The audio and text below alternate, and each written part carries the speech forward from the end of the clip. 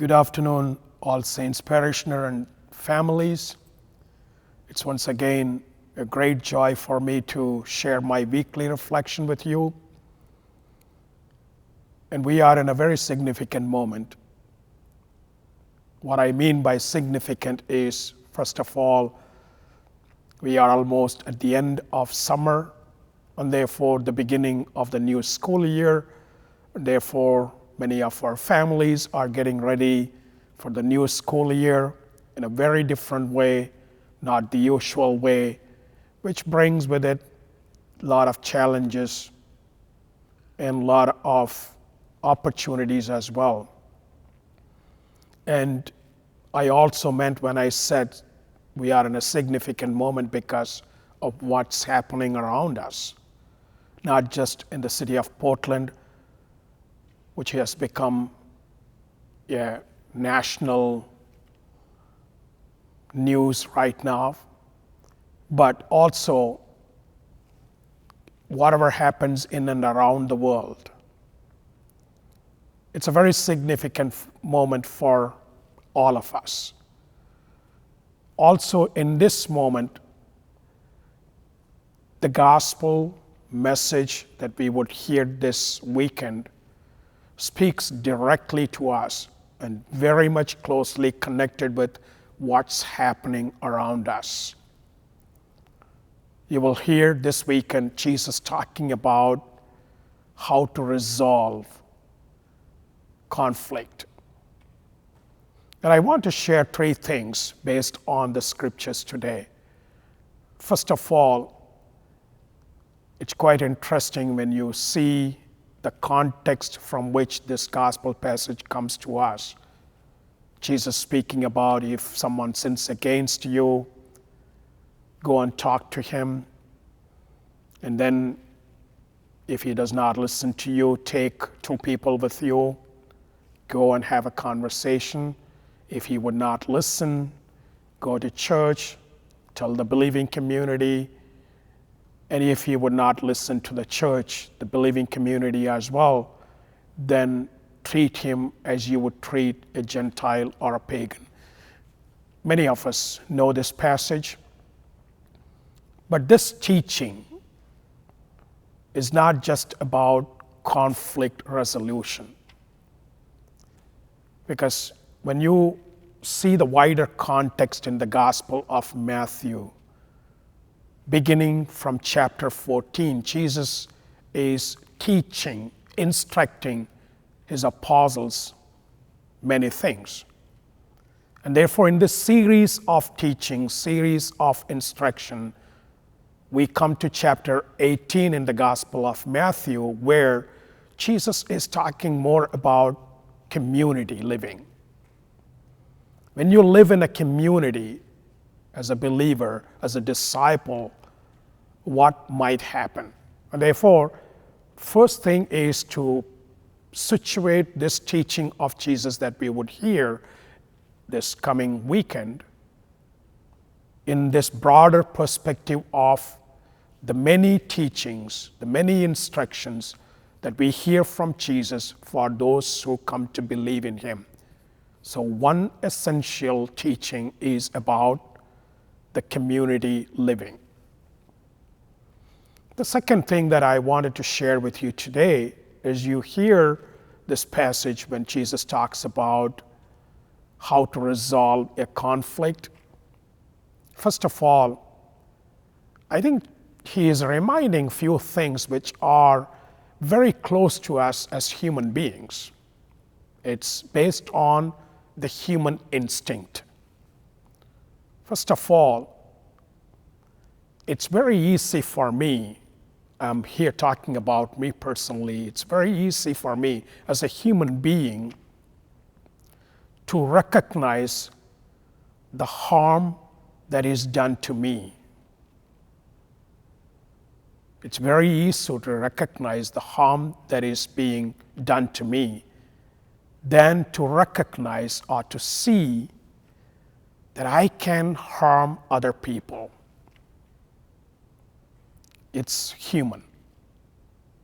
And therefore, when Jesus talks about the conflict resolution, how to resolve a conflict in a community, and especially in a believing community, Jesus actually acknowledges the fact, yeah, I know it's very hard for you human beings to recognize, to see that you can harm someone. And how can we harm other people? Two ways which it can happen very easily. One,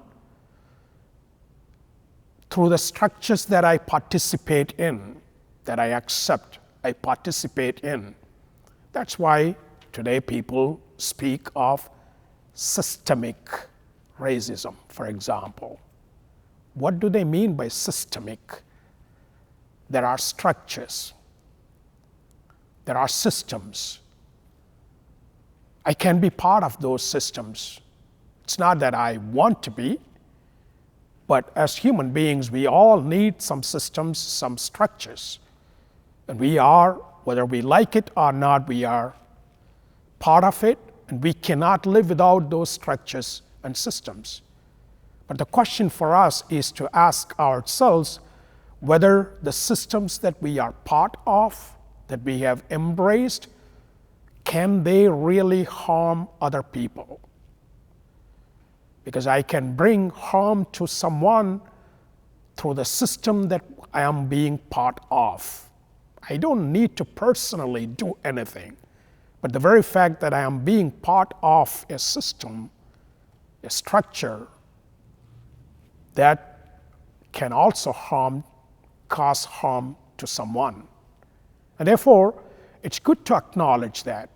Or the second way would be through my own personal actions, or sometimes it could be my failure to act can also harm someone.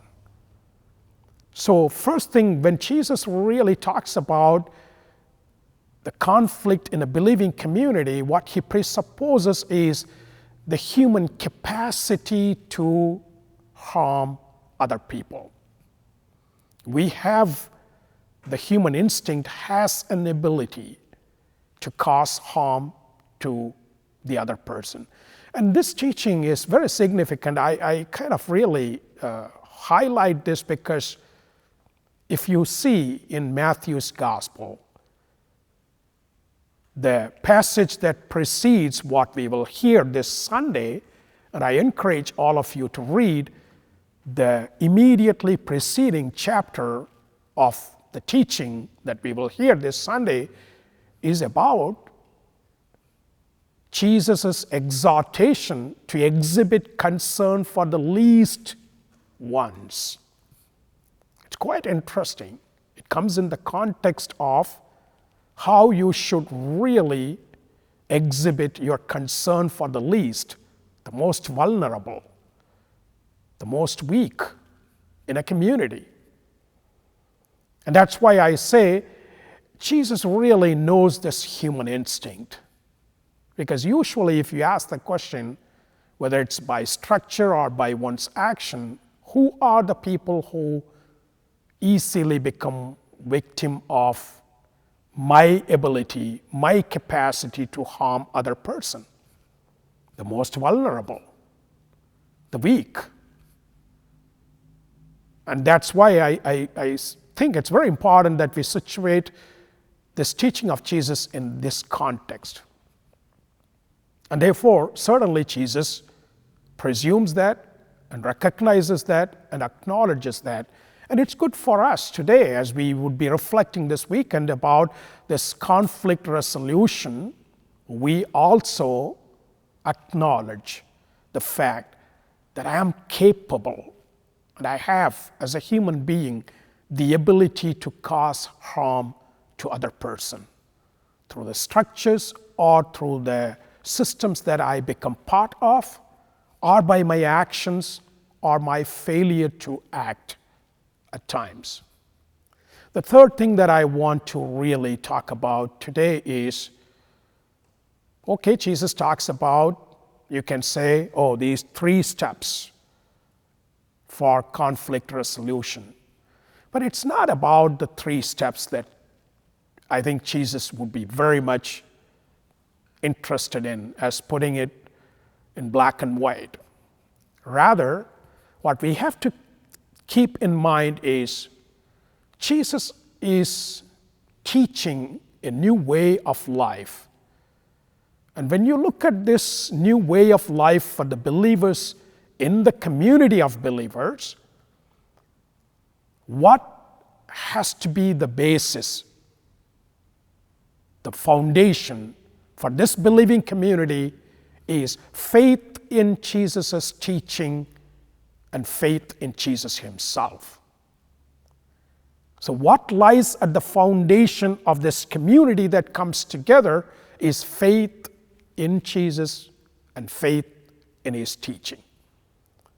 And therefore, if Jesus revealed a God who is compassionate, who is forgiving, and therefore the compassionate love of God and the forgiving love of God, then this compassionate love and forgiving love of God has to be at the basis of the life of the community. And that's why today when Jesus talks about conflict resolution, he ends with saying, "Where 2 or 3 are gathered in my name, there am I in their midst." Very often we take that out of this context and use it for the purpose of prayer, for example. When we gather in God's name, where 2 or 3 are gathered in his name, God is present. Yeah, it's true.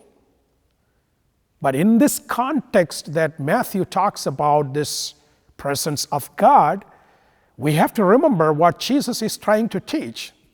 It's only when the believing community lives this forgiving love and the compassionate love of God as a community, God is present.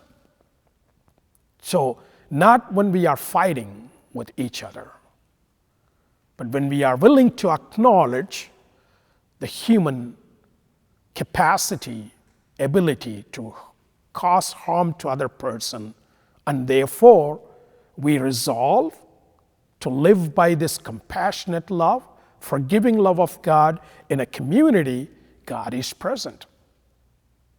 There will be always conflict, just like we have today. We see it globally, not only in our city, but in the world today. But let's not just get carried away by the conflict that we see. Yeah, we are capable of causing harm to others by these conflicts. But we also have the capacity to live the compassionate and forgiving love of God as a community, and thus making God present today. That's the invitation that Jesus gives. While acknowledging what we human beings, because of our human nature, because of our human instinct, can do, Jesus is proposing a new way of life for those who believe in him. I know that human beings have this ability, the capacity, but I also know, as those who believe in me, you can also live the compassionate love and forgiving love, and thus make God present where you are, in your community. I think this is a wonderful challenge to all of us as we are increasingly concerned about the conflict that we see in and around us. And it need not be always outside of us. I encourage you to think about your own self. Do I have conflict within me? I do. I'm sure all of us have. Well, one of the conflicts I kind of know in this context of fraternal correction, in the midst of the conflict in the community. Remember, it's once again human in us. And I'm not excluding, I know that I'm doing it. I'm sure all of you would really see it as well. We sometimes talk about others, talk about one another. We don't talk to or talk with one another. It's once again human in us. When I really talk about someone and not just go and talk to someone, what do? I have that conflict in me. And that's why I'm not able to really talk to the other person. But I can always talk about that person to someone else.